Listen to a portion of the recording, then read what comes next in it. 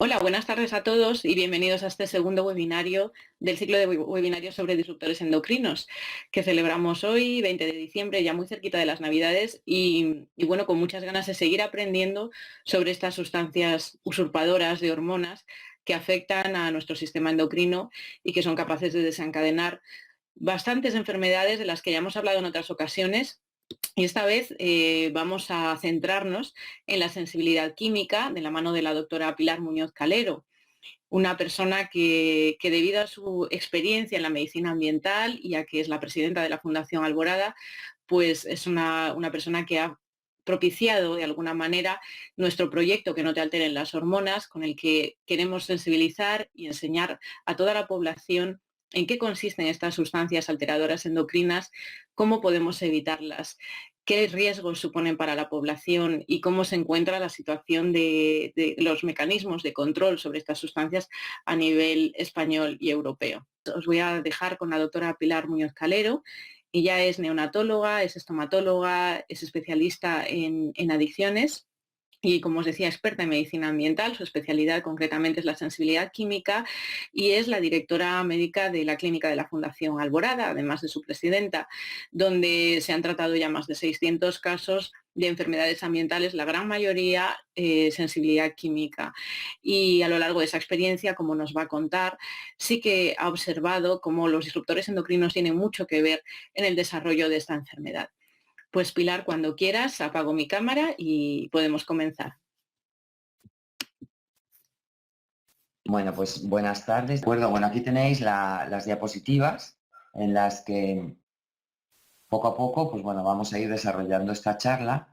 Eh, Empezamos, como muy bien os ha explicado Ruth, que estos disruptores endocrinos, que veremos ya de qué se tratan, no solamente provocan enfermedades, como ya vimos el otro día, ¿no? O esta correlación que existía con el autismo, como ya os explicó la doctora Silvia Reis, sino que realmente está relacionada con muchas otras enfermedades, como iremos viendo. Nombraremos algunas más, pero sobre todo, quizá yo, por mi experiencia en la sensibilidad química múltiple, no solo como experta en medicina ambiental, sino también como persona afectada, que también una vez que uno experimenta en su organismo, pues es quizá nuestra mejor escuela, ¿no? Nuestra mejor maestría cuando realmente pasamos, ¿no?, por ese mismo proceso.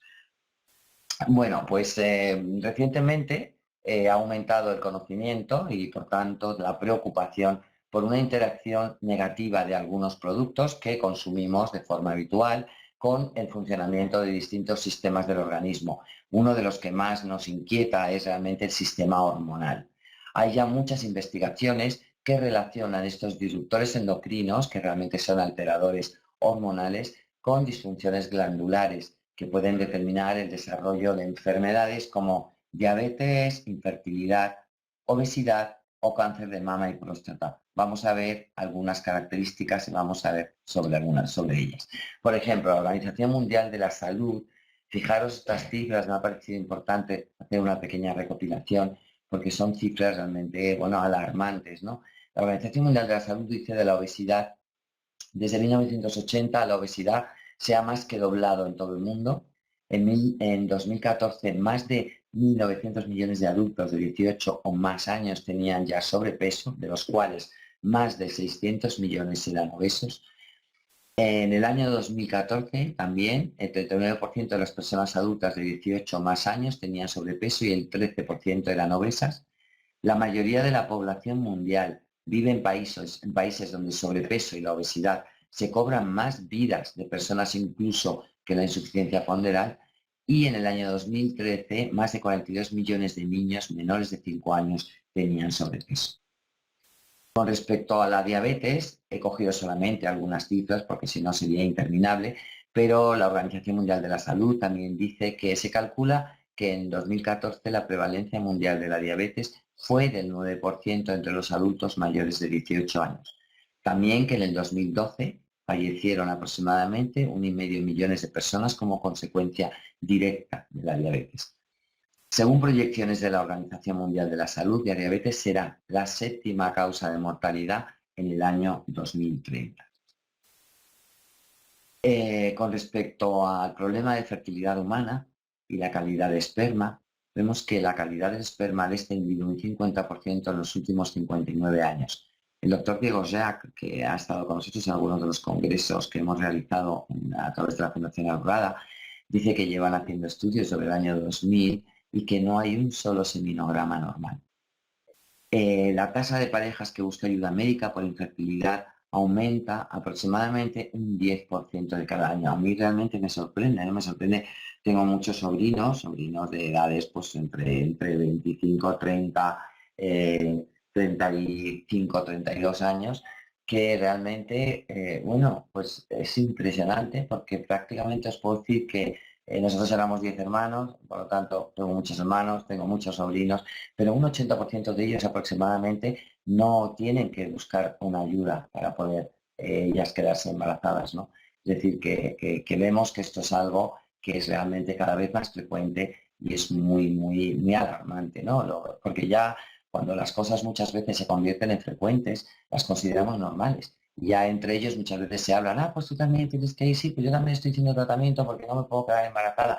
Y ya lo convierten en algo prácticamente normal cuando verdaderamente no lo es. Con respecto a la criptorquidia, la hipospadias, uno de cada 15 nace con criptospidismo.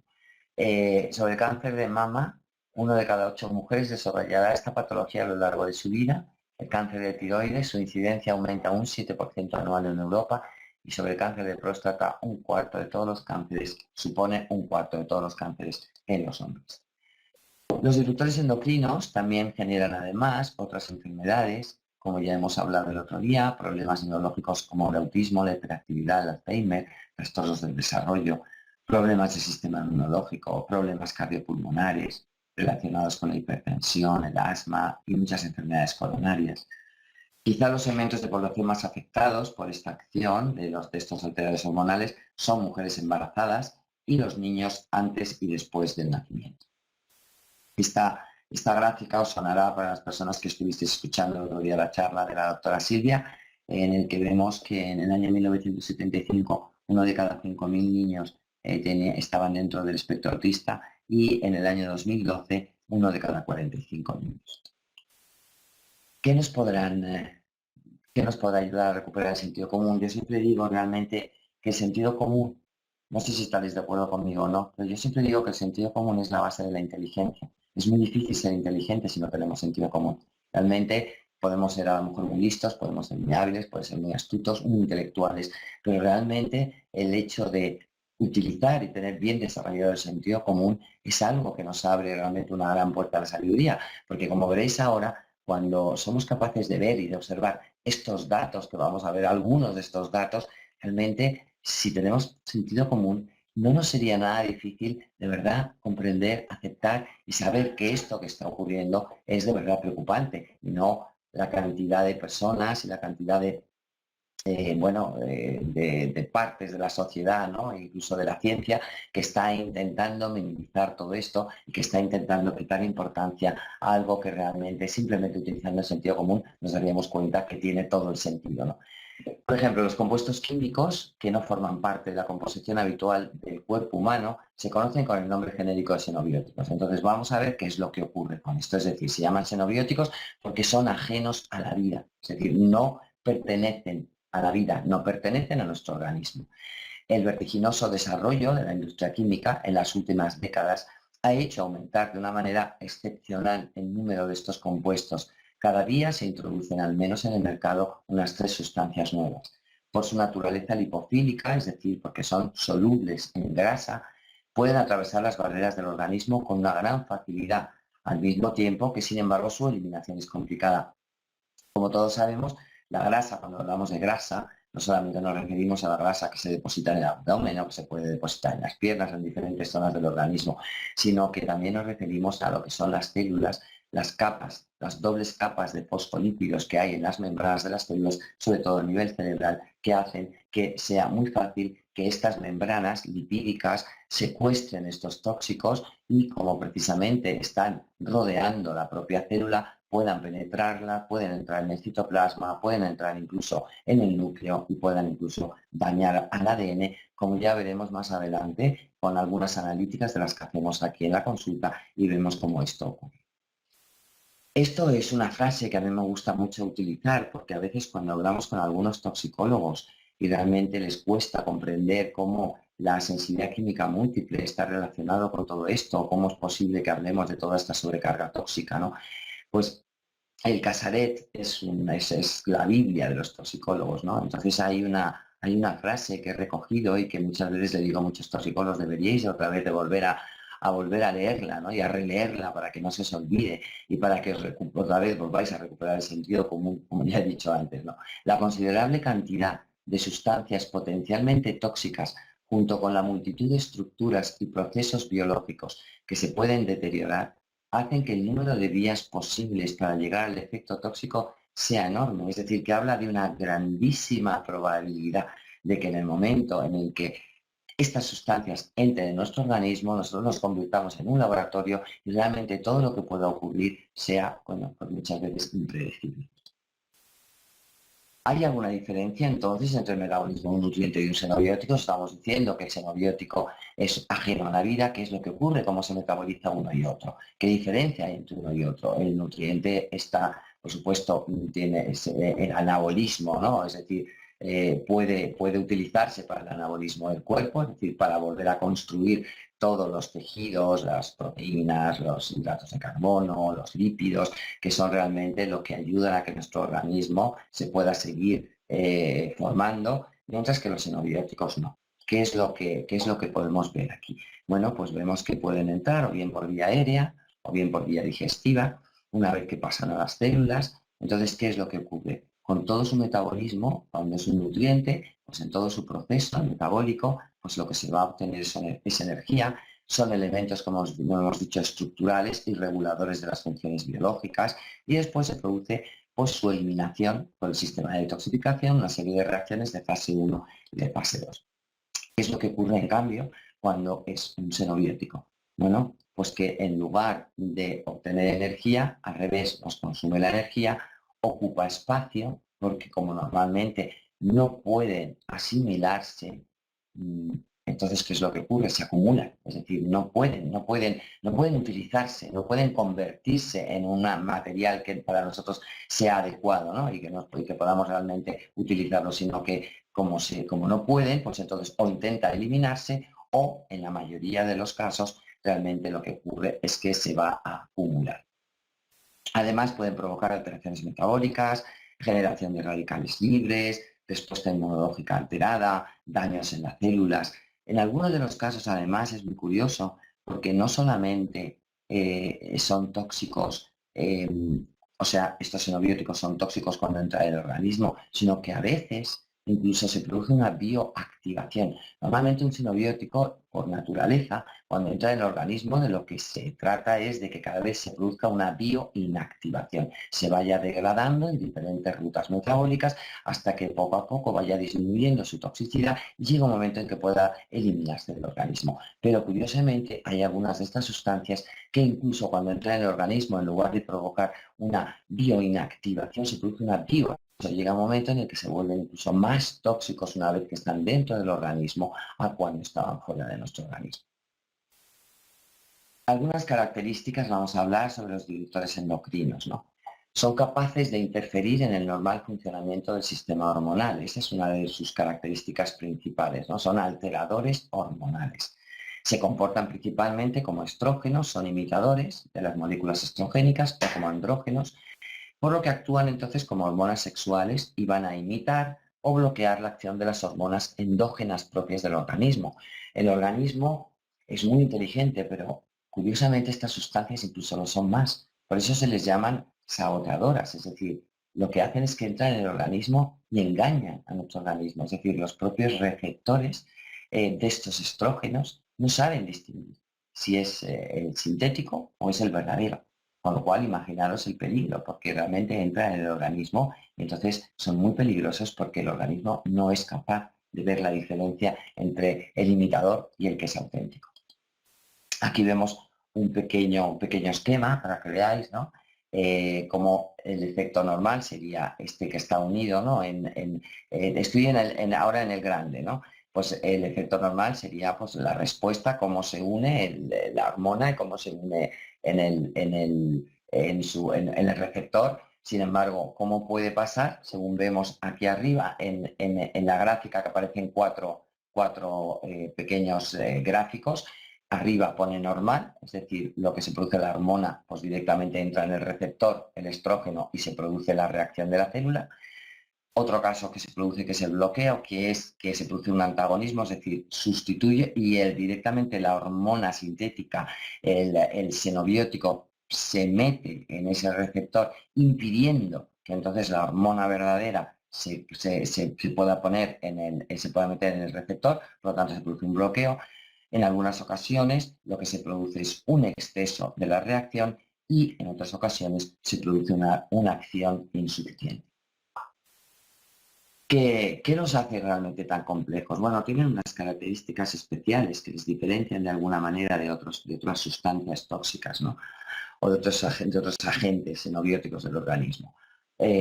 A veces las dosis bajas son incluso más dañinas que las dosis altas. Es decir, bueno, ¿cómo puede ser esto, no? Realmente parece algo sorprendente, ¿no? Pero es curioso porque lo que ocurre es que hay normalmente mm, hay un mecanismo, por lo que os explico del cuerpo, la propia inteligencia que tiene el cuerpo, en el que lo que se produce es cuando estos receptores que están en la membrana, solamente con que el 1% de estos receptores para estrógenos se queden activos, es decir, haya un 1% que esté activado, que el estrógeno se haya introducido en ese receptor, ya es suficiente para producir la acción. ¿Qué es lo que ocurre si siguen llegando estas sustancias, estos disruptores endocrinos? Pues que el organismo lo que hace es, para una defensa, provoca un bloqueo, es decir, está viendo que está recibiendo algo que le puede hacer daño al cuerpo. Entonces se produce un mecanismo de bloqueo y de freno y entonces la acción no se produce. Con lo cual, fijaros el efecto tan paradójico y tan novedoso. Es decir, que ya no es a mayor dosis, a mayor veneno y a mayor dosis del veneno, mayor efecto, sino que en estos casos, incluso a efectos a dosis más pequeñas, el efecto es mayor precisamente por eso que os acabo de contar. Luego existen unas ventanas críticas de exposición, por ejemplo, en el embarazo, son los mucho más vulnerables y por lo tanto el efecto puede ser muchísimo mayor porque es muy lógico, porque es como cuando estamos construyendo una casa. Pues imaginaros que estamos construyendo una casa y tiene que haber una coordinación perfecta entre el fontanero, entre el carpintero, entre el electricista. Imaginaros que hay que hacer una roza para meter el cable del electricista y sin embargo llega antes el carpintero y resulta que pone un armario en la pared antes de que se ponga la roza y entonces el electricista no puede poner las cosas en su sitio. Pues esto es lo que ocurre un poco en el organismo, es decir, cuando se está provocando en el feto, ¿no? Y se está produciendo todo el desarrollo de los órganos, es importantísimo el orden, es importantísimo que se produzca esta armonía, todas las señales, en un momento determinado uno tiene que hacer su función primero y luego dar paso al siguiente. Entonces, si la información en este momento no es la adecuada, se organiza un caos tremendo y lo que ocurre es que luego se produce el efecto patológico. Bueno, el carácter es un carácter más latente que inmediato, es decir, el gran problema que tenemos es que aquí no solamente es en el momento en el que tú te expones a la sustancia, tienes el efecto, con lo cual es mucho más fácil demostrar que esa sustancia ha sido la causante, sino que es un efecto que puede aparecer, es acumulativo muchas veces y aparece en el tiempo. Después, los efectos transgeneracionales o epigenéticos, como hablamos, que efectivamente, pues bueno, pues ya sabemos que cada vez la epigenética va adquiriendo muchísima más fuerza en la ciencia hoy día, puesto que cada vez se sabe más que la genética es exclusivamente una probabilidad, pero no estamos hablando ya del determinismo, y que la epigenética, que es precisamente esa interacción del medio con nuestro organismo, hace que en un momento determinado nuestra expresión de los genes pueda de alguna manera cambiarse y pueda producirse se pueda producir o no la enfermedad. Es decir, que ya no estamos tan determinados, ya no somos víctimas de nuestros genes, ya no solamente qué bien, qué suerte he tenido, qué genes más fuertes tengo, más buenos, o qué mala suerte tengo, sino que realmente algo puedo hacer yo. Es decir, yo tengo una cierta libertad para decir, dependiendo del medio donde viva, si yo respiro un aire limpio, si yo como comida sana, si yo tomo agua que no está contaminada. Eso hace que de alguna manera mi organismo se pueda silenciar o se pueda expresar un gen de una manera determinada para que se produzca o no se desencadene la enfermedad. Por ejemplo, es bien conocido, ¿no?, los ratones agouti, que son unos ratones obesos de un color amarillo, porque precisamente tienen este color amarillo que adquieren gracias a una proteína que fabrica, ¿no?, este color. Entonces, ¿qué es lo que ocurre? Que se hizo un estudio en el que se vio que a un grupo de estos ratones se les dio una dieta con una serie de grupos, una gran cantidad de grupos metilo. Entonces, esto hizo que se disminuyera la fabricación de esta proteína que provocaba el color amarillo y, sin embargo, se convirtieron estos ratones amarillos y obesos en ratones más delgados y marrones. Pero no solamente ellos, sino que sin haber ningún cambio del ADN, esto se heredó a las demás generaciones, el fenotipo, sin haber habido ningún cambio del genotipo. Esto es realmente muy interesante. Otra característica muy importante sería el efecto cóctel o el efecto mezcla. Pues bueno, ¿por qué? Pues que efectivamente esto no es no tiene ningún sentido pensar que como se ha hecho, ¿no? Se han permitido, se ha sido muy permisivo a la hora de legalizar sustancias potencialmente tóxicas en función de que se han ido analizando una a una. Entonces, ¿qué se ha hecho? Se ha puesto en contacto con una sustancia, entonces se ha dicho, bueno, pues esta dosis pequeña, pues realmente puede ser una dosis segura porque es una dosis tan pequeña que realmente se puede permitir. Pero claro, eso ha sido individualmente para cada una de las sustancias, pero nadie se ha sentado y ha dicho, vamos a ver qué ocurre si el ser humano, desde que se levanta hasta que se acuesta, no se expone a esta sola sustancia, que se ha medido su seguridad para convertirla en legal exclusivamente basado en esta sola sustancia. ¿Qué pasa si además se pone en contacto con otras cientos o miles de sustancias durante el día que puede en un momento determinado esa suma y ese efecto cóctel efectivamente provocar el efecto que nadie ha sido capaz de medir y que por eso se pone siempre en el cuestionamiento? Con respecto al efecto de bloqueo por las proteínas, bueno, pues esto es también es una cosa curiosa. Se produce ahí, voy incluso a buscar porque es interesante. No sé si conocéis vosotros el libro de nuestro futuro robado, que os lo recomiendo para el que realmente no lo tenga, ¿no? Porque habla sobre cómo hay no lo encuentro por aquí, a ver si está, porque es que está muy bien explicado. A ver, bueno, no lo encuentro, pero bueno, os lo voy a resumir de alguna manera. ¿Qué es lo que ocurre cuando sobre todo estamos en el embarazo, cuando todavía el feto está produciendo, se está formando?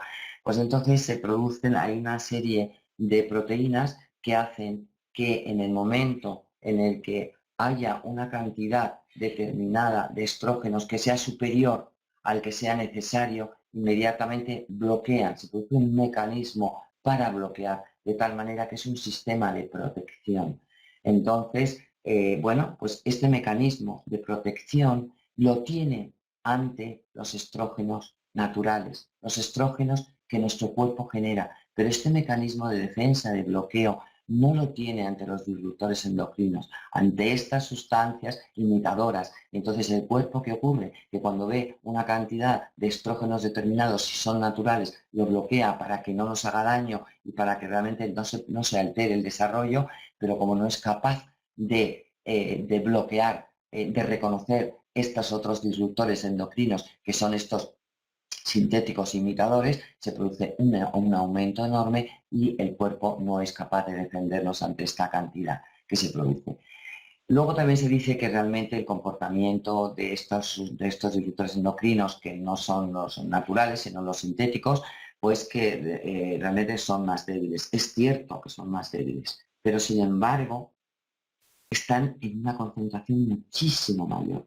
Es decir, pueden estar en partes por millón mientras que los disruptores endocrinos están en partes por billón, es decir, hay muchísima más cantidad de los otros, no de los sintéticos, no de los naturales. Por lo tanto, está más en relación con eso. ¿Dónde se encuentran? Bueno, pues se encuentran en envases de plástico, recubrimientos de latas, otros envases de uso alimentario. Está, por ejemplo, el bisfenol A, los ftalatos, sobre todo entre sus componentes. Alimentos, algunos pescados tienen también metales pesados como el mercurio, que también sería otro disruptor endocrino. La ropa, tejidos como el poliéster, aquí seguro que no, algunos no os lo podríais ni imaginar.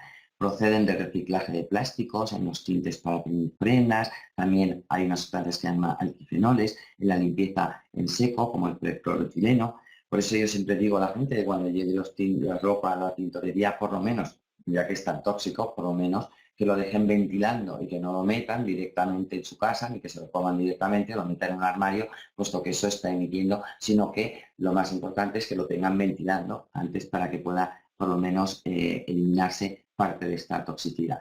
Los juguetes con plásticos, bisfenol A también, los ftalatos, electrodomésticos y utensilios de cocina, también que tienen pues, productos como los retardadores de llama, los bromados, productos de limpieza, de higiene, cosméticos, los parabenes, también se usan como conservantes en geles, en muchísimas cremas.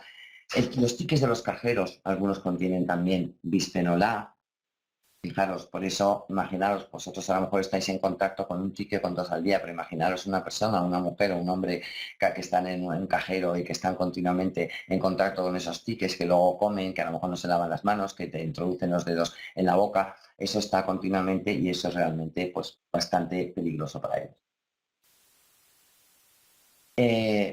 Grupos, algunos de ellos quizás más importantes, bueno, pues el bisfenol A, ya lo hemos nombrado aquí, forma parte del plástico. Se asocia con cáncer de mama y de próstata, trastornos metabólicos como diabetes y obesidad, riesgo cardiovascular, problemas reproductivos, trastornos neurológicos y del comportamiento. Algunos ftalatos, como aditivos plastificantes, también en el PVC, están clasificados diferentes, hay diferentes tipos de ftalatos, están clasificados en Europa como tóxicos para la reproducción. Bueno, algunos de estos datos, como vais a tener la diapositiva, si queréis, no hace falta que os lo lea a todos, voy a nombrar algunos porque esto lo podéis tener vosotros y ya lo podéis leer más espacio, ¿vale? Para pasar a otra parte que creo que podría ser más interesante. Bueno, también los parabenes, lo habéis visto en casi todas las cremas, en muchísimas utilizan parabenes como un fijador, un conservante. Compuestos perfluorados, como los PFOA, estos aparecen algunos en utensilios de cocina, las típicas sartenes antiadherentes, que después de usarla mucho tiempo te acabas dando cuenta que de repente esa sartén ya se ha quitado todo el antiadherente, entonces ya se tira a la basura, pero ¿dónde ha ido todo eso que estaba ahí? ¿Dónde ha ido todo ese antiadherente? Pues probablemente lo tengas en tu cuerpo y seguramente en tu orina. Percloroetileno es el disolvente, como ya hemos visto, ¿no? Que aparece que lo utilizan muchísimo, por ejemplo, en las tintorerías. Bueno, estas cremas típicas para filtros ultravioletas son compuestos también muy tóxicos, disruptores endocrinos, bueno, pues pirorretardantes bromados, estos son los que son los retardantes de llama, ¿no? Para que utilizan ahora mismo en casi todos, en muchísimas telas en las casas, para evitar que las casas se quemen rápidamente. Entonces frenan esos, son retardantes de la llama. Metales pesados en mercurio, como ya sabéis, en las amalgamas de mercurio, en el pescado, etcétera. Algunos pesticidas también que se utilizan, pues sí que están ingeridos, sobre todo en la alimentación, aunque también podemos encontrarlos en diferentes fumigaciones, los insecticidas para matar mosquitos en las casas, etcétera. La relación de estos disruptores endocrinos con la sensibilidad química múltiple. Bueno, aquí os pongo para que también lo tengáis, cómo está ahora mismo la CIE, que es la Clasificación Internacional de Enfermedades, explicarnos un poco lo que es y sobre todo ahora mismo cómo está en la actualidad, ¿no? La sensibilidad química múltiple, como sabéis que estamos en un nuevo paradigma, enfermedades que tardan mucho en ser reconocidas, como pasó con la esclerosis múltiple, que se tardó incluso 14 años en ser reconocida, ya que pensaban que era un tipo de catatonia periférica y realmente, pues bueno, luego ya se vio efectivamente y hoy día nadie duda de ello, ¿no? Pero con la sensibilidad química múltiple, pues bueno, ya se ha logrado introducir en algunas clasificaciones internacionales de enfermedades en algunos países. Aquí lo tenéis. En España está ya incluida también en la CIE 9, aquí tenéis también. Actualmente también la sanidad pública española No trata la enfermedad, pues desconoce el tratamiento, pero sí que existe en el Ministerio de Sanidad un consenso. Bueno, esto es algo que es curioso, que os lo he puesto ahí, pero que bueno, que ya la actitud que está teniendo oficialmente hoy día, ¿no? El gobierno ante esto, aquí lo tenéis para que lo podáis leer. La sensibilidad química múltiple, bueno, la definición, yo creo que todos los que estéis aquí habréis oído hablar de ella, es una enfermedad que se manifiesta por reacciones adversas ante niveles ambientales mínimos de productos químicos potencialmente tóxicos que están en el aire, en los alimentos, en el agua, que está dentro de las casas, que están en las cremas, que están en contacto, que son omnipresentes. La naturaleza de estas reacciones pueden ser leves, moderadas o severas y van a depender de numerosos factores, entre ellos pues del órgano o tejido afectado. No es lo mismo que se afecte el corazón, como el pulmón, como el riñón, etcétera. Características químicas y farmacológicas de las sustancias implicadas, duración, virulencia y concentración de la exposición. No es lo mismo que la duración de la exposición sea mayor y la virulencia del tóxico en el que uno se haya expuesto sea mayor, no es lo mismo, a que sí es menor. La susceptibilidad individual, también el estado nutricional, el perfil genético, la carga tóxica en el momento de la exposición. Eso es muy importante, luego veremos otra diapositiva, porque eso se trata sobre todo de lo que es la individualidad química, bioquímica individual de cada uno, que es muy importante tenerla en cuenta. Y va a depender también de la duración, variedad y cantidad de otros estresantes corporales de las sinergias en el momento de la reacción. Aquí vemos algunas causas. En un 13% por exposición masiva a carga tóxica, tres incidentes muy graves, ¿no? A lo largo de la humanidad. Uno pues, fue en la guerra de Vietnam, otro en la Segunda Guerra Mundial, donde a través en un caso del agente naranja y en otro de gas mostaza, pues realmente se consiguió pues una gran, enorme toxicidad y se produjo muchísimos casos de sensibilidad química múltiple. También en el caso de Bhopal, fue la Union Carbide, una empresa americana que hizo una fábrica de pesticidas. Hubo un accidente por negligencia humana y de alguna manera un escape de gas, isocianato, y aparecieron pues en una población como Bhopal de 1 millón aproximadamente de personas, pues hablan de que murieron unas 30.000 personas. No hace mucho yo estuve allí, incluso porque el propio Greenpeace creó una pequeña clínica por la cantidad de gente que se había provocado sensibilidad química y la gente iba con mascarillas, una incapacidad de poder, bueno, pues incluso respirar, ¿no? El aire. Y realmente era espeluznante ver aquello y después de tantos, después 30 años o 40 años después de que ocurriera aquel accidente, todavía el agua seguía contaminada, todo aquello que ocurrió. Y se produjo muchísima gente afectada con sensibilidad química. Luego, sin embargo, en el 1% de los casos, pues después de una infección severa, vírica, bacteriana o parasitaria, en el 12% de los casos por un trauma masivo después de un parto, en un 9% más o menos de los casos, o después de una cirugía.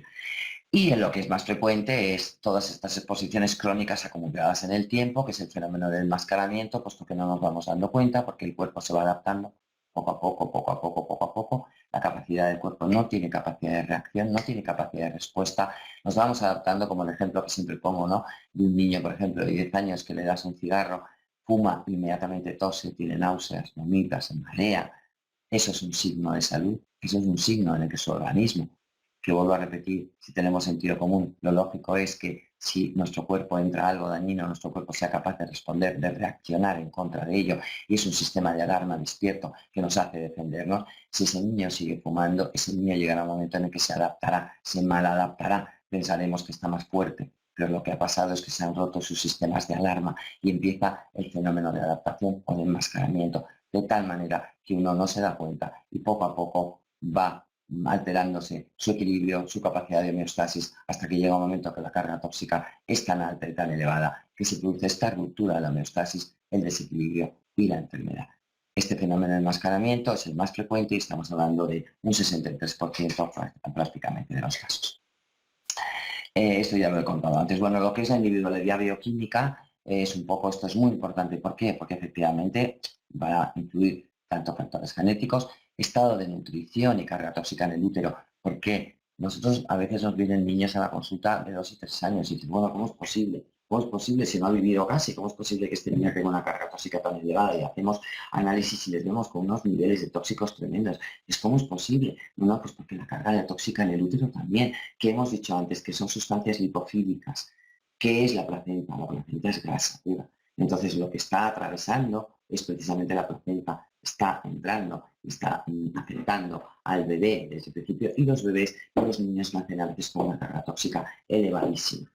Esto es muy importante tenerlo en cuenta. ¿Qué es lo que ocurre? Que además, cuando nosotros tenemos un déficit de nutrientes, y muchas veces por el tipo de alimentos que hay hoy día, porque las tierras están empobrecidas, porque ya no tenemos los mismos nutrientes, los alimentos, precisamente por la cantidad de pesticidas, de herbicidas, de fertilizantes que se utilizan, y estas tierras empobrecidas, por ejemplo, de selenio y de algunos otros oligoelementos, hacen que nuestro cuerpo también entre en menos cantidad de esos nutrientes que son cofactores y coenzimas absolutamente necesarios para poder hacer las diferentes reacciones bioquímicas en las diferentes rutas metabólicas del cuerpo y en todos los procesos de detoxificación. Si no tenemos y carecemos o estamos de este estatus nutricional tan absolutamente necesario, lo que hacemos es que ante este empobrecimiento el organismo poco a poco va enfermando, porque poco a poco va aumentando su carga tóxica, poco a poco va acumulando. No nos olvidemos que estas sustancias, hemos dicho antes, que tienen una característica, y es que son acumulativas, tienen una vida media muy larga, se acumulan en las grasas, es muy fácil que queden en el organismo, a veces se bioactivan, se vuelven incluso más tóxicas. Todo eso hace que en un momento determinado, dependiendo de que una serie de factores se reúnan en un individuo, sea más fácil que se desencadene la sensibilidad química en algunas personas mucho más vulnerables que en otras. Esta pregunta que a veces me hacen cuando doy alguna charla, ¿no? Incluso a veces algún colega médico me dice, pero bueno, si esto fuera tan malo y tan dañino, realmente estaríamos todos fatal. Yo dudo que no lo estemos, porque realmente no es fácil hoy día encontrar en el mundo occidental a alguien realmente sano, que no tome algún fármaco, que no tenga ningún problema. Pero es verdad que independientemente es que realmente no es fácil encontrarlo, no es fácil encontrar a nadie sano. Bueno, el estado de nutrición y carga corporal en el momento de la exposición también, porque si nosotros nos exponemos y pasamos, por ejemplo, a algún sitio y hemos tenido una exposición, una fumigación o a lo mejor alguien que entra en un lugar, acaban de pintar y tiene una inhalación de repente pues de un montón de sustancias que pueden estar en esa pintura o en esos barnices, pues si en ese momento su organismo tiene una cantidad de nutrientes, un estatus nutricional más rico, va a ser mucho más capaz de desintoxicar y de eliminar esas sustancias potencialmente tóxicas que si una persona, ese estatus nutricional está más deficitario.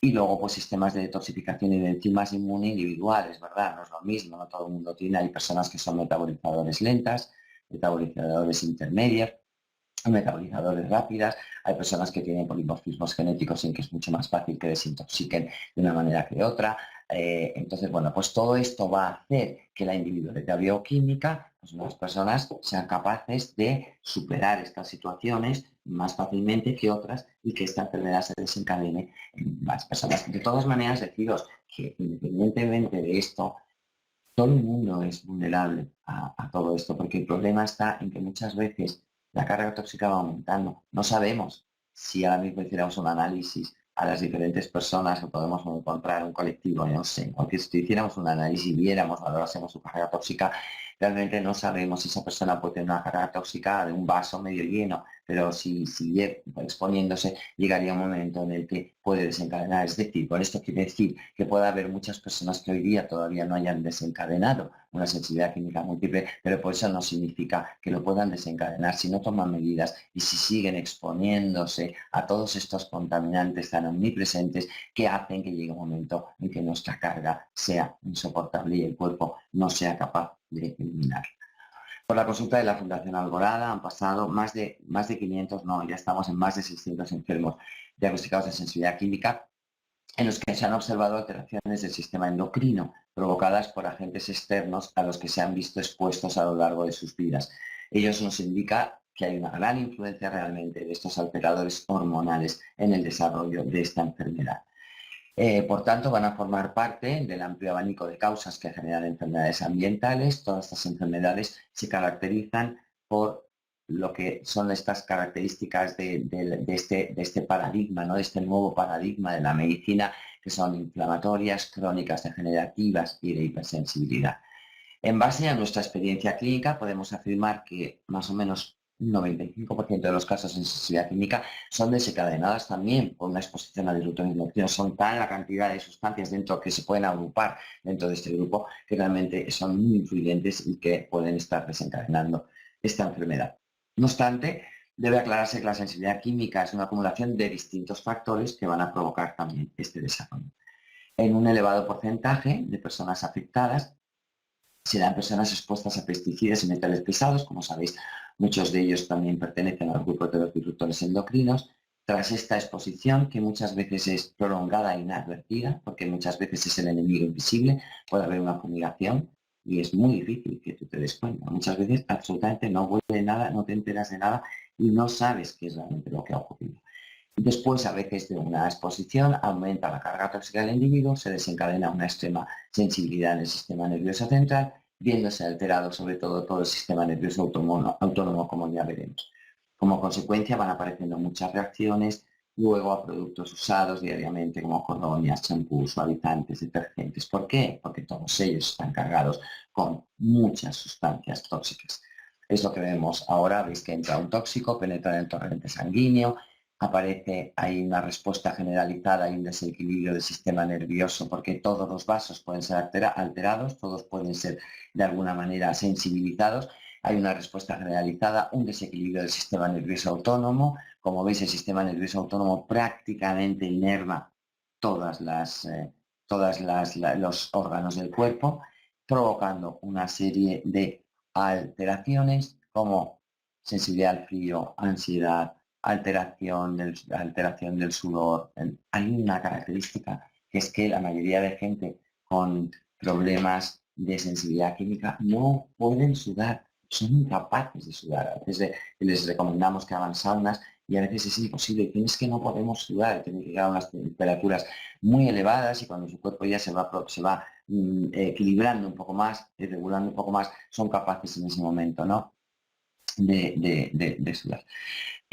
Náuseas, hinchazón, alteraciones digestivas. Si va continuando la agresión, entonces van a provocarse espasmos, vasodilatación y demás. Por eso es un abanico de síntomas tan amplio, tan variable, porque hay veces que pueden aparecer en un órgano, otras veces en otro órgano. Por eso es lo que nosotros llamamos el fenómeno de cambio y el fenómeno de expansión. Y eso es lo que hace que cuando una persona con sensibilidad química acuda a un profesional, realmente no pueda, o sea, piensen que es un problema psicológico, que es un problema psiquiátrico, porque no pueden entender cómo puede haber tantos órganos alterados, porque son alteraciones funcionales y son alteraciones que pueden ir cambiando y eso es uno de los fenómenos y de los conceptos que la medicina ambiental va de alguna forma, ¿no?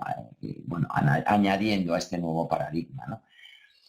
Vamos a ver algunos de los análisis curiosos que vemos allí. Este es un análisis hecho es un análisis hecho una biopsia grasa. Entonces se miden los compuestos volátiles, ¿no? Orgánicos. Y veis cómo pues, aparece tolueno, cloroformo, diclorobenceno, etcétera. Hacemos muchos de ellos. Vamos a pasar, fijaros, por ejemplo.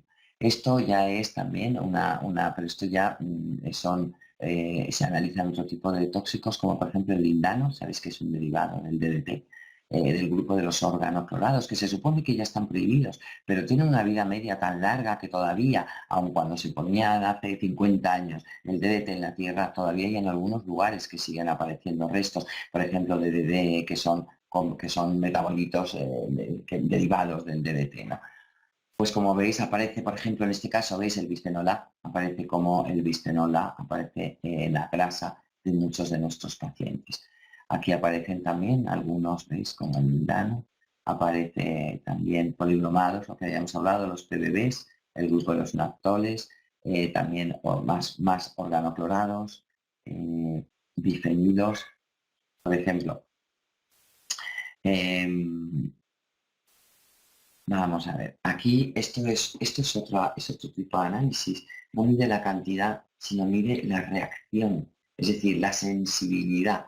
La sangre se expone a una serie de tóxicos, entre ellos, por ejemplo, veis estos, pues los sulfitos, los salicilatos, los benzoatos, formaldehído, el petróleo, el gas, el níquel, y lo que hace es que se va a medir la respuesta del linfocito, es decir, si el linfocito reacciona, es hipersensible y reacciona a estos tóxicos, va a provocar, va a alterarse en su forma, incluso puede dañarse mucho, incluso puede llegar a morir, a destruirse. Entonces, esto es lo que llamamos la sensibilidad linfocítica ante sustancias químicas. Esto es muy importante porque la sensibilidad química, como si dijéramos, incluso a la hora de ver el tratamiento, tenemos que hacer como dos diferentes pilares muy importantes. Uno es disminuir la carga tóxica, bajar la carga tóxica de todas estas sustancias contaminantes que han ido entrando en el organismo, que se han ido acumulando, que no han sido capaces de salir del cuerpo ni de desintoxicarse.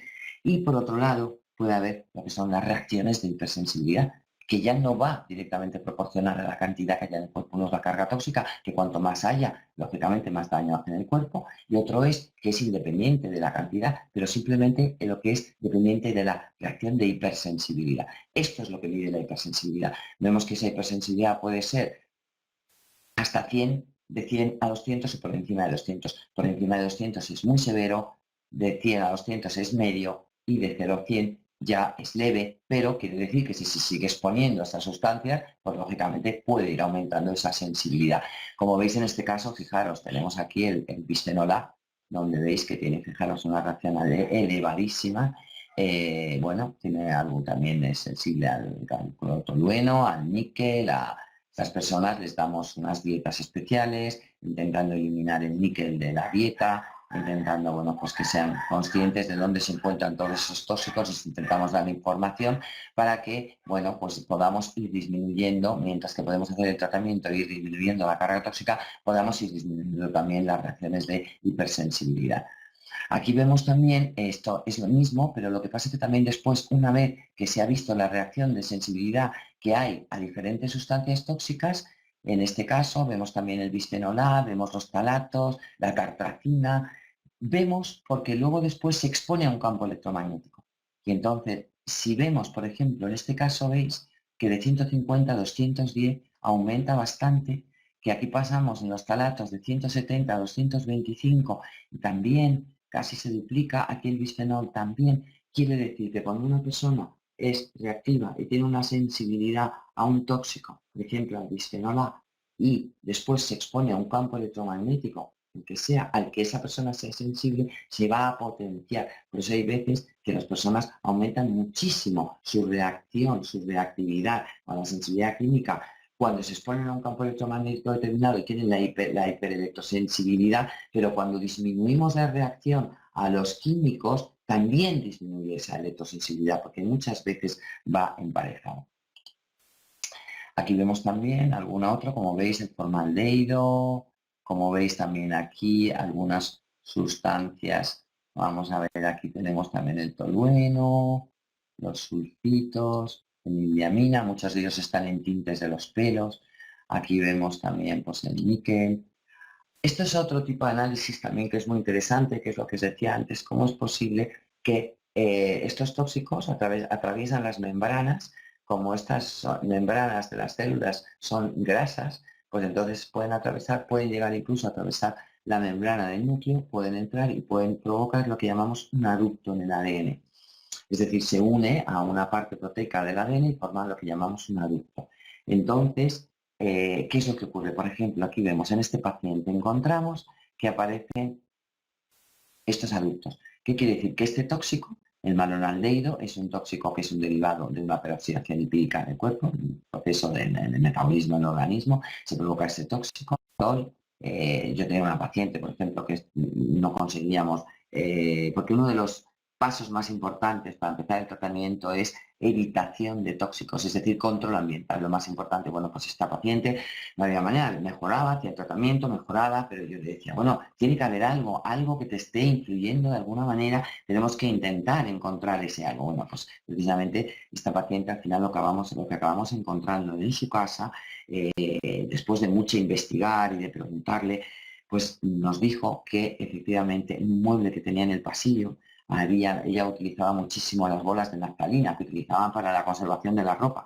Y entonces tenía todos sus armarios llenos de naftalina y cuando desencadenó la enfermedad, pues a su marido no se le ocurre otra cosa que quitar todas las bolas de naftalina de los armarios y las metió, en lugar de tirarlas, las metió en un armario, en una especie de cómoda que había en el pasillo, en un cajón, y ahí las metió todas. Claro, eso imaginaros, es un compuesto volátil, eso salía, entonces ella lo seguía inhalando, inhalando, inhalando, entonces bueno, pues aunque tenía una cierta mejoría, pero sabíamos que había algo que estaba bloqueando todo este proceso. Al final, cuando me aparecía en todos sus análisis que había algo relacionado con la naftalina y que había algo, empezamos a indagar y al final conseguimos encontrar, quitó todo eso y su mejoría después de eso realmente fue espectacular.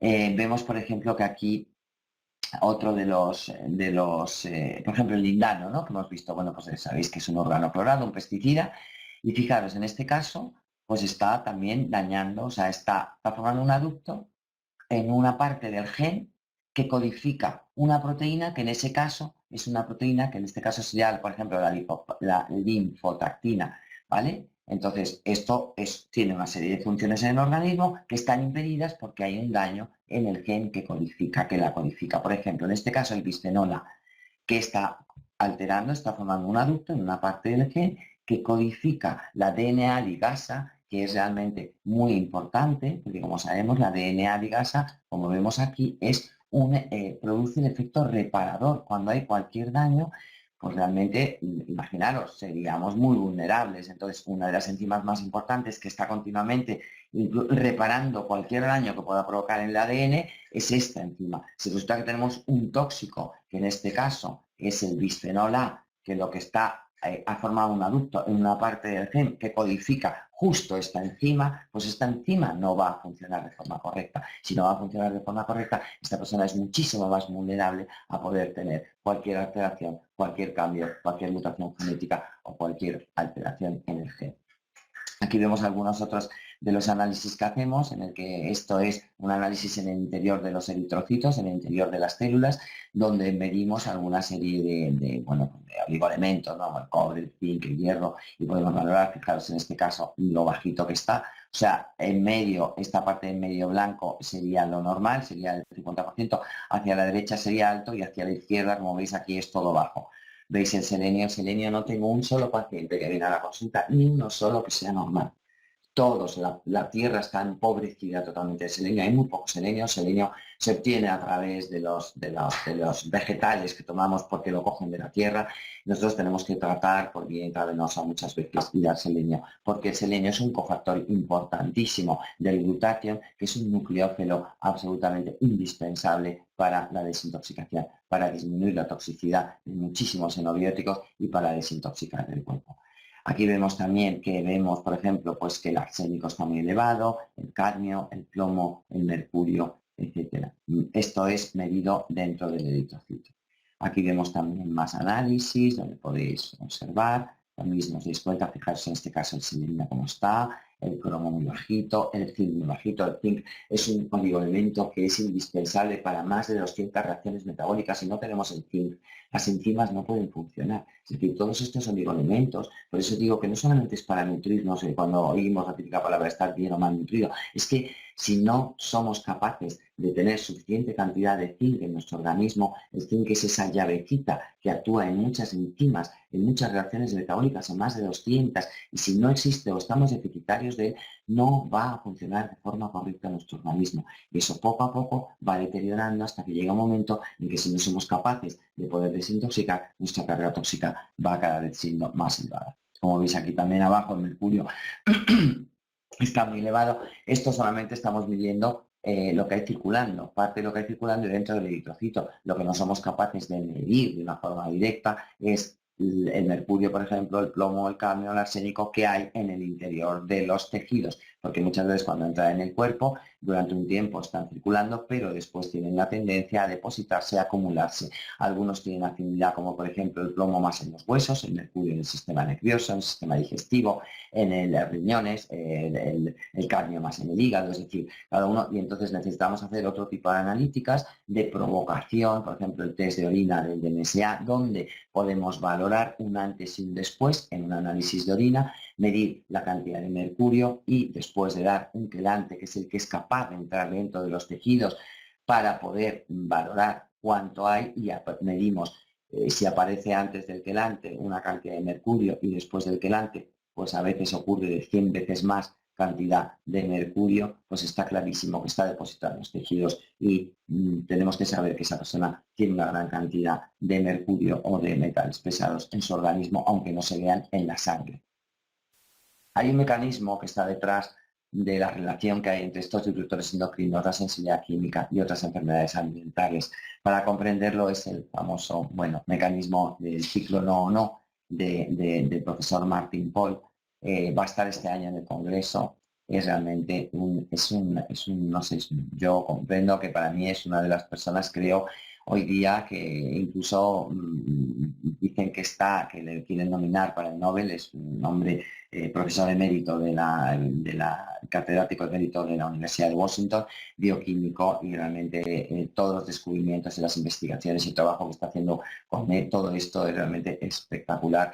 Va a estar en nuestro congreso en junio, y realmente de verdad os aconsejaría que vinierais a escucharle, porque podéis comprender muchísimas cosas relacionadas con todo esta, no solamente con la enfermedad de sensibilidad química múltiple, sino con todas las enfermedades emergentes que tienen que ver con este nuevo paradigma, que es un abanico de enfermedades enorme.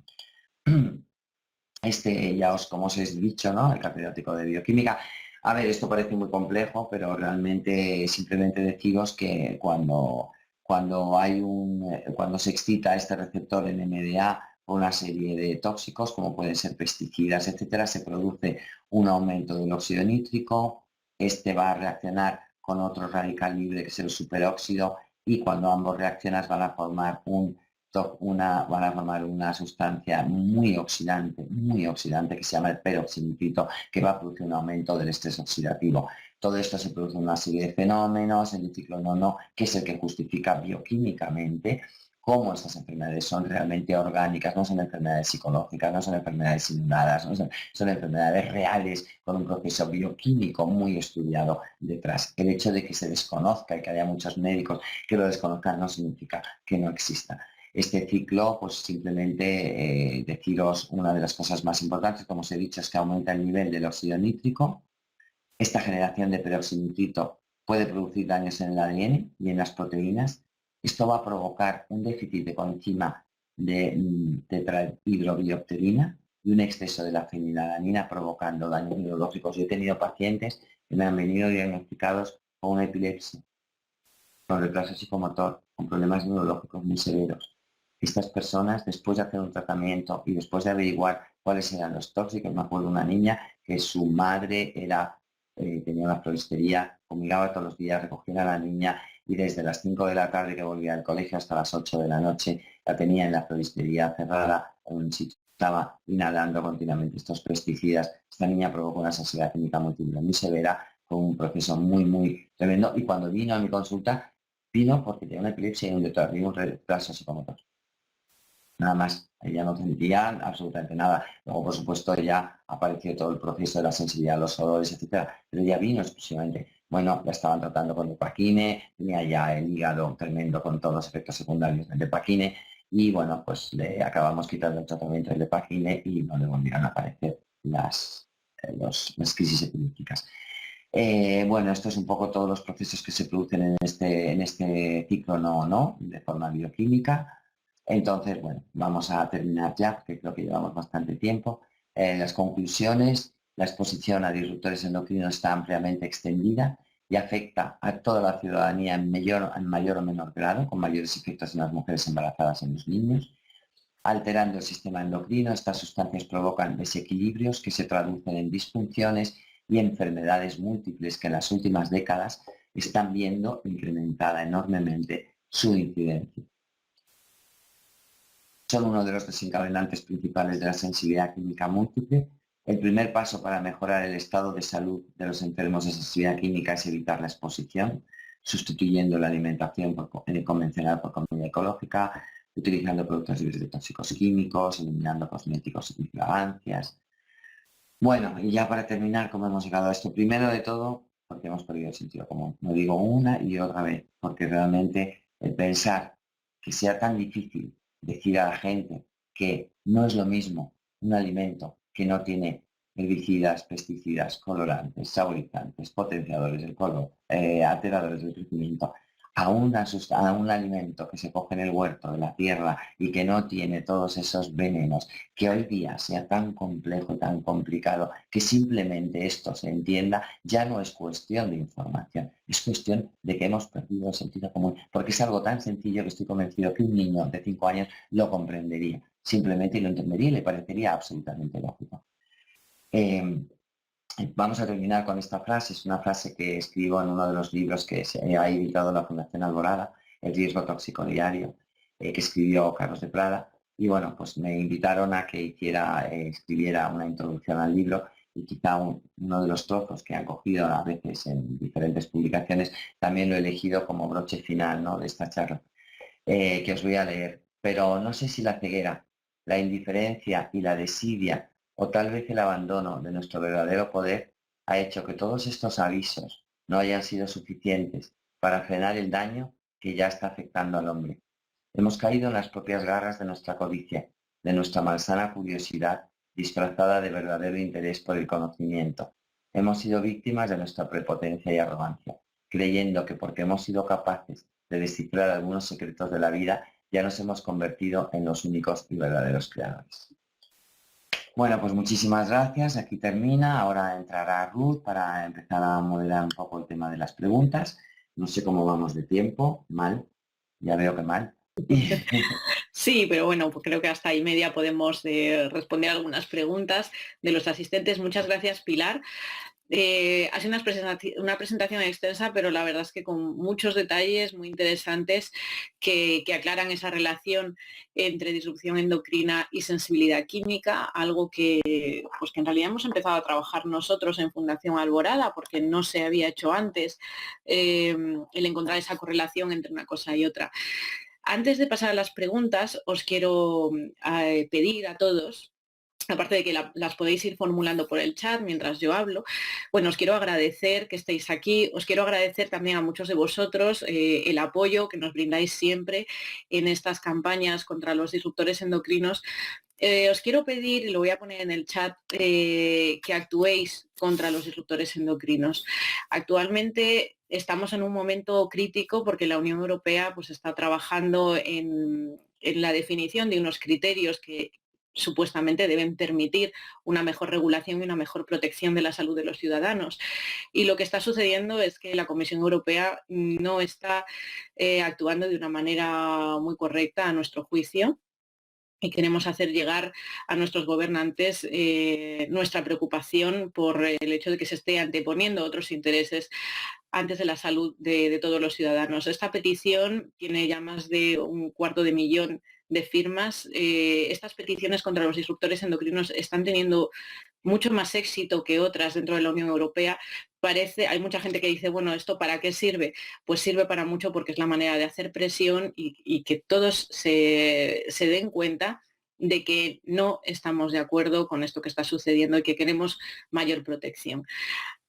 Os dejo ahí esto para que podáis actuar si lo deseáis. Mañana habrá una votación en la comisión y es posible que tengamos una definición de esos criterios de identificación de los disruptores endocrinos. No nos gusta la propuesta de la comisión. Por lo tanto, nosotros seremos muy felices de que no se adopten esos criterios, de que algunos Estados miembros se opongan y no se llegue al resultado que busca la Comisión Europea. Mientras tanto, pues seguimos trabajando en ello, así que si queréis vamos a continuar con las preguntas. Como os digo, tenemos unos minutos, si queréis hasta y media incluso, para responder algunas preguntas. Y si no tenéis dudas, bueno, sí, ya empiezan a llegar las dudas. Encarna, bueno, un momentito, a ver, Mercedes primero. Mercedes dice que ha utilizado durante años pesticidas muy tóxicos, que tiene lupus después de años de problemas de salud, alergias, rinitis, hipertiroidismo, que está convencida de que esta enfermedad es por los pesticidas, pero los médicos solo dicen que es un problema genético. ¿Es posible demostrarlo de alguna manera? Bueno, esa es la complicación, ¿no? ¿Es posible demostrarlo?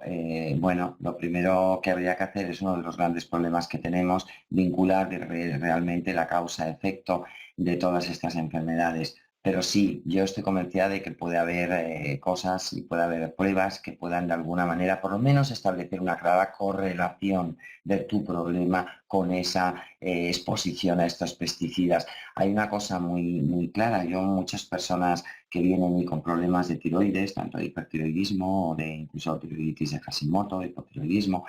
Cuando hemos hablado antes de uno de los disruptores endocrinos, como los retardadores de llama, que serían los bromados, está dentro de los grupos en la tabla periódica de química, está dentro de los grupos de los halogenados. ¿Qué es lo que ocurre? Que muchas veces lo que pasa es que en la formación de las hormonas tiroideas, es necesario el yodo y hay veces que es más fácil que se una a una molécula de bromo y en lugar de funcionar con el yodo, funciona con el bromo y entonces se produce una alteración en el tiroides. Esa es una de los fenómenos, ¿no? De los problemas que pues, se pueden producir, pero hay otros muchísimos problemas. De hecho, yo algunas de las personas cuando vienen y me cuentan, empezamos a identificar, porque somos un poco detectives, los médicos expertos en medicina ambiental tenemos que ser un poquito detectives, ver el ambiente en su trabajo, cuáles son sus hobbies, con qué están más o menos en contacto. Es súper importante tener en cuenta cuando a veces identificamos que ha podido haber una exposición a pesticidas porque estén lugar en el campo o porque nos hayan dicho, sí, pues es que el otro día en la urbanización pues fumigaron y tal. Entonces, es muy importante porque a veces incluso si encontramos cuál es el pesticida que se ha utilizado, el insecticida que se ha utilizado, el producto, a veces incluso podemos ver que existe como efecto adverso un hipotiroidismo, un hipertiroidismo, lo podemos encontrar incluso en el propio prospecto, ¿no? En la ficha técnica del producto. Lo que pasa es que la mayoría de la gente, primero, desconoce que se fumigue, segundo, no se ven la ficha técnica, no saben los problemas, es muy difícil que la gente piense que se haya vinculado ese problema. Entonces, todo este tipo de cosas, por supuesto que yo creo que sí que puedes hacer algo, yo estoy segura de que sí. Hay otra persona que pregunta, Encarna, que es mejor Encarna, el que envase de dice, plástico. Sí, Ruth.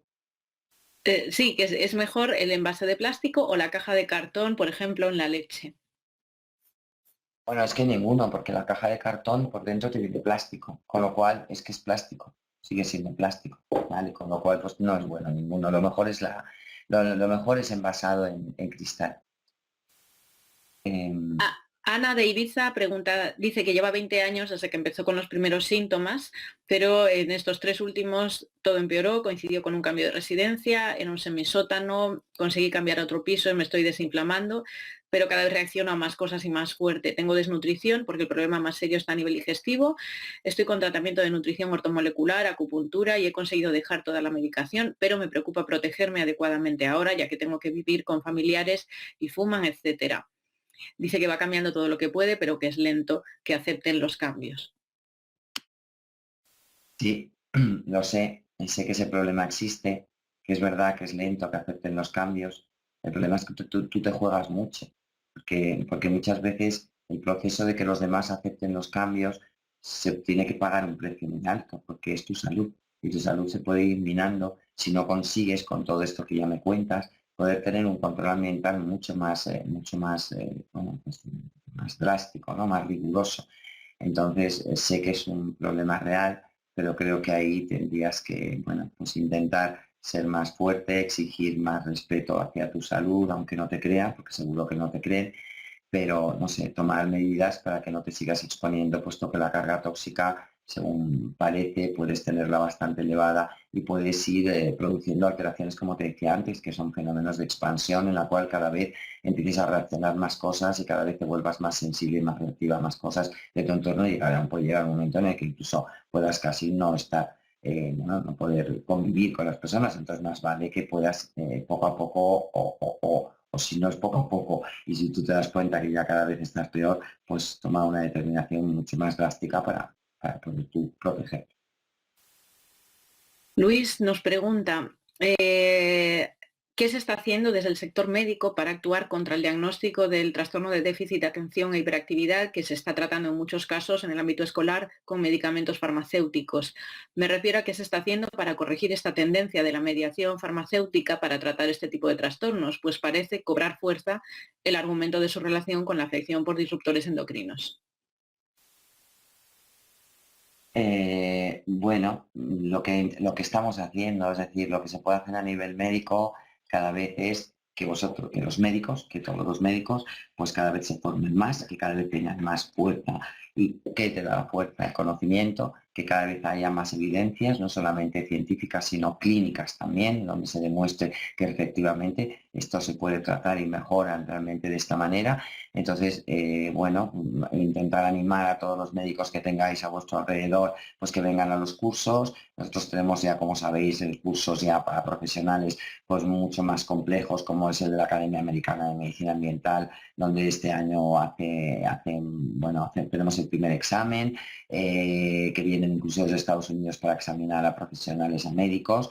Luego, cursos en el Colegio de Médicos. Yo soy profesora colaboradora de la Universidad Complutense y tenemos también cursos formativos. Es decir, lo que tenemos es, primero, y los pacientes cada vez más exigir, porque realmente yo creo que muchas veces los pacientes pierden fuerza a la hora de ir a un médico y un médico inmediatamente, al no conocer lo que les está pasando, pues simplemente les derivan al psicólogo o al psiquiatra. Yo creo que cada vez más los pacientes tienen que exigir que los médicos estén preparados y llevarles información para que estudien y para que sean los primeros que se preocupen para ver qué es lo que está pasando y cómo están ocurriendo todos estos cambios. Y con respecto al autismo, está claro, los propios padres, nosotros estamos en contacto con muchísimos autistas y cada vez son los propios padres los que buscan otro tipo de alternativas porque se dan cuenta que la medicina tal y como está hoy día no sabe tratar estos procesos y lo único que hace son tratar los síntomas, incluso a veces con efectos adversos que a veces incluso los efectos son muchísimo peores, incluso el cuadro puede empeorar. No sé, Luis, si estuviste en la charla de la semana pasada con la doctora Silvia Reich. La vamos a colgar en nuestro canal de YouTube mañana seguramente y os pasaremos el link para aquellos que no pudisteis asistir porque fue muy interesante y lo que hacen ellos en su consulta pues es parte de esa corrección de la tendencia actual. Ana de Ibiza pregunta ¿qué colchón es mejor? Tengo que cambiarlo y no sé cuál comprar. Bueno, cuanto más natural mejor, o sea, no sé si tendrás algún problema con el látex o no, pero si hay también de látex natural, por supuesto que sea natural. También hay incluso algunos que te lo hacen, me consta que en Fox Fibre hacen colchones de algodón, incluso ecológico, y que, bueno, lo hacen diferentes medidas y diferentes grosores. El problema, como siempre, de estas cosas es el coste. Pues claro, no es lo mismo un colchón.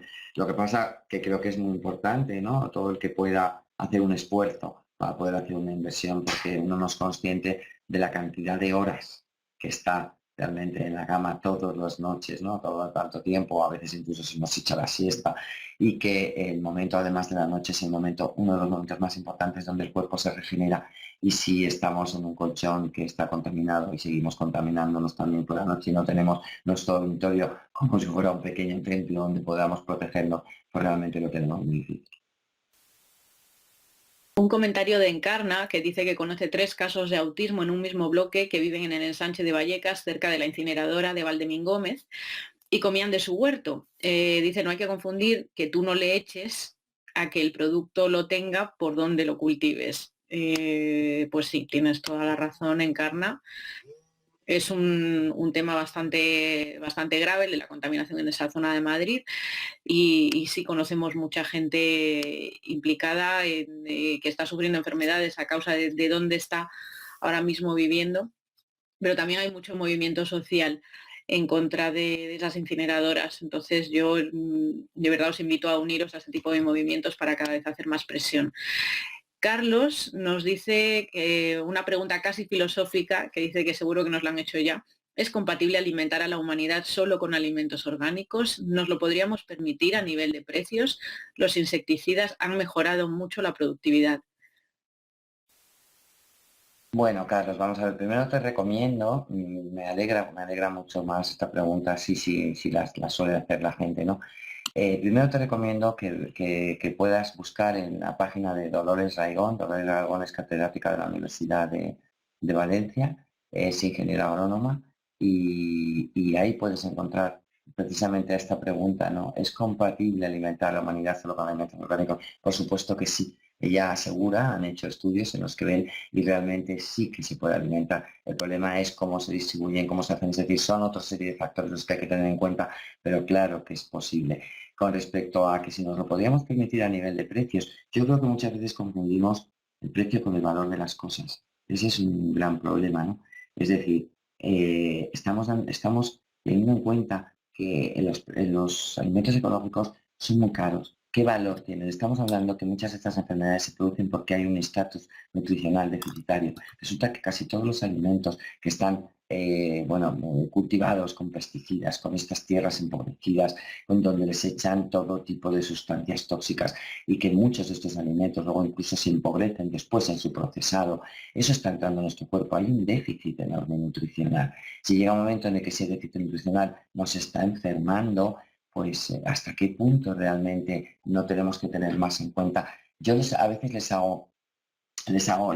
me vuelvo gallega, ¿no? Y esta pregunta respondo con otra pregunta. Yo diría a la gente, y digo siempre a la gente que me pregunta, ¿por qué es tan caro los alimentos ecológicos? Y yo le digo, ¿y tú te has preguntado por qué son tan baratos a veces los otros? O sea, ¿cómo es posible a lo mejor que te vendan una hamburguesa y te cueste una hamburguesa con cuantos, con tal, con lechuga, con su tomate, con el pan, 1 euro, o yo sé, pues, ¿qué llevará? Es decir, lo que hemos hecho ha sido simplemente, no sé, tener en cuenta, cualquier persona que tiene un coche va a la gasolinera y nos dice, ponga usted la gasolina más barata que tenga. O sea, la gente tiene cuidado porque sabe que se va a estropear el coche y que al final lo acaba rompiendo. Nosotros lo que no tenemos es no tenemos una conciencia verdadera de que lo que entra en nuestro cuerpo o nos produce salud o nos puede envenenar y enfermar y matar. Si tuviéramos ese sentido de la conciencia despierto, por eso me hablas de filosofía, si tuviéramos ese sentido despierto, yo te puedo asegurar que igual que hay una persona que es tan consciente que el coche le ha costado tanto o la casa le ha costado tanto y eso le hace tener cuidado porque sabe que si no la cuida ese dinero lo va a perder o le va a costar más, si nosotros al nacer tuviéramos que pagar un precio, es decir, tu cuerpo vale tanto dinero, pues te aseguro que seríamos a lo mejor más conscientes de cuidarlo y de tener más cuidado y saber que lo que nos metemos en él nos puede dañar, nos puede enfermar o nos puede ayudar a sanar, a vivir muchos más años con una calidad de vida mejor. El problema es que la gente no suele vincular esas cosas. Y no es cierto que los insecticidas hayan mejorado mucho en la productividad. Eso es una trampa. De hecho, es como pasa con los antibióticos. Se han creado resistencias, se han generado muchísimas resistencias a todos estos pesticidas y lo que están apareciendo es una cantidad de bichos nuevos. Estamos desequilibrando absolutamente toda la naturaleza. Entonces, las cosas hay que verlas con una visión mucho más amplia. Hay que ver el árbol, pero también hay que ver el bosque. Es decir, tenemos que ver qué es lo que está pasando. Realmente solamente no podemos ver con qué estamos mejorando la productividad y yo tengo un huerto bastante grande desde hace 15 años. No he echado jamás. Te puedo asegurar que no hay plagas. Te puedo asegurar que con pesticidas totalmente naturales, es decir, con productos donde se pueden fumigar de forma completamente natural, es posible el poder realizar estos cultivos como se hacían hacía muchísimos años. Sí, Silvia nos cuenta que los cultivos orgánicos son más productivos, más sanos, mejores para el ambiente, tienen mejor rentabilidad, según el Instituto Rodale de Estados Unidos, que viene comparando los orgánicos con los transgénicos y los convencionales desde hace 18 años. Me he metido en la web ahora mismo, os paso el link de la investigación que hacen porque parece interesante. En España, como os decía la doctora Pilar Muñoz Calero, tenemos a Dolores Raegón en la Universidad Politécnica de Valencia, que hace investigaciones también similares en cuanto a valor nutricional de unos productos y de otros, que también os invito a conocer. Tenemos en nuestro canal de YouTube algunos vídeos sobre ella. Carlos de Palma nos dice que lo que es indudable. Perdón, Luis Casado, que me lo saltó, que quería aportar que la situación que están atravesando los insectos polinizadores debido en gran parte al uso masivo de los pesticidas por el modelo agrícola actual. en efecto, Carlos, o sea, perdón, Luis, y también ahora mismo ha saltado hoy, creo ayer, la noticia de que en Castilla-La Mancha se va a permitir el envenenamiento masivo de topillos. Que son cosas que realmente llaman la atención porque no tienen, lo que dice Pilar, lo que dice es de que falta sentido común, es que es tan evidente en estos días que cuando lees noticias de este estilo ya no te extrañas. Te indigna, pero no te extrañas, porque dices, es que es por donde van las cosas y cada vez es peor. También os invito a consultar el tema de los topillos porque hay bastante movimiento en Twitter sobre ello. Carlos de Palma nos dice que es indudable que la esperanza de vida es mucho mayor ahora que hace solo unas décadas, incluso rodeados de plásticos y de los compuestos químicos que tantos alarman. Deberíamos ser tan alarmistas. Carlos, A Pilar, ver, no sé si quieres contestar tú. bueno, Carlos, primero, me gustaría aclarar el concepto de alarmista. Alarmista es cuando alguien exagera algo. No creo que no exageramos, no solamente no exageramos, sino que estamos realmente minimizando incluso muchísimas de las cosas que te aseguro que sabemos y que ni siquiera se han comentado hoy, pero con datos, y además datos dados incluso por la CDC, datos oficiales. Entonces, la esperanza de vida es mucho más larga ahora, sí, claro. A lo mejor efectivamente las técnicas diagnósticas son mucho mejores, se ha avanzado, pero ¿y la calidad? ¿Tú me puedes decir que la calidad de vida es igual ahora que antes? Tú sabes, por ejemplo, las cifras de cómo hemos visto antes niños autistas en el año 1975, uno de cada 5.000, y en el año 2012, uno de cada 45. ¿Sabes cómo han subido las alergias? Mira, nosotros estamos haciendo un estudio en el que estamos intentando encontrar un grupo control. ¿Te puedes creer que no es fácil encontrar a nadie absolutamente sano? Tendríamos que ver qué es lo que es el concepto de salud, el concepto de estar sano. Podemos vivir muchos más años, porque además, tristemente, las industrias, las farmacéuticas, lo que no interesa tampoco es que la gente se muera. Lo que interesa es cronificar las enfermedades. Es decir, se está provocando una cronicidad enorme de las enfermedades. La gente vive muchos años, pero te puedo asegurar que no tan sano. Mira, te voy a contar una anécdota que me pasó. Una vez me estaba haciendo una entrevista en la radio y cuando terminé me dijo la periodista, un momentito, doctora, porque me gustaría preguntarle una cosa. Dice, es que le quiero contar una cosa que ha ocurrido. Es que resulta que una compañera mía que no se encontraba bien, estaba cansada, tenía pérdida de memoria, que se encontraba que no tenía la atención, que estaba muy nerviosa, que tenía muchísimos problemas de salud, que tenía muchos síntomas inespecíficos, dolores intestinales. Y bueno, pues entonces fue al médico, le hicieron otro tipo de pruebas, otro tipo de análisis, otro tipo de radiografías, y dijeron, pues bueno, si usted está estupenda, señora, si usted no tiene nada, si todos los parámetros que le estamos realmente haciendo, no encontramos que nada. Y ella seguía insistiendo, mire usted, yo estoy un encuentro agotada, no sé qué me pasa, no, hombre, pues será usted el estrés, el trabajo. Bueno, no hacía caso, seguía, bueno. Al final, con el tiempo, que es lo que ocurrió, llegó y cuando el médico vio que ya no podía hacer nada, le dijo, pero mire usted, ¿me puede usted decir, por favor, la edad que tiene?